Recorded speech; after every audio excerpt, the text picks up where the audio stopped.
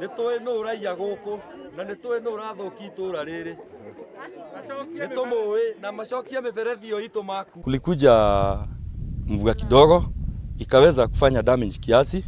Chief na viongozi hapa, yani hawa watu wakubwa wakaweza kuchukua zile chuma na wakaweza kuhifadhi kwao. Hili ni vitu za community. Walichukua wakaenda kujifunaisha naso.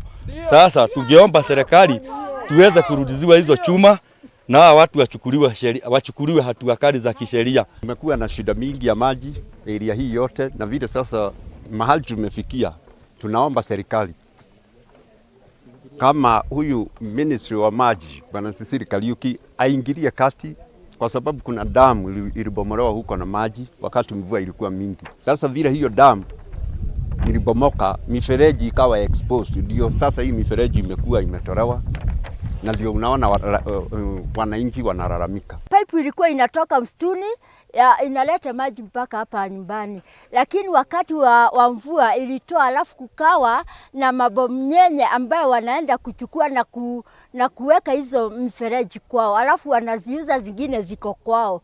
Yani wamechukua hiyo mali ya umma na ya watu wanateseka, na hiyo mifereji imechukuliwa na bonyenye moja iko hapa, hiyo bonyenye ambayo inasema ni yeye, hakuna mwingine, na anachukua kinguvu. Serikali tunataka ingilie kati, kwanza ishike hiyo bonyanya, imweke ndani, alafu atoe mali ya umma ili tujue serikali inafanya kazi.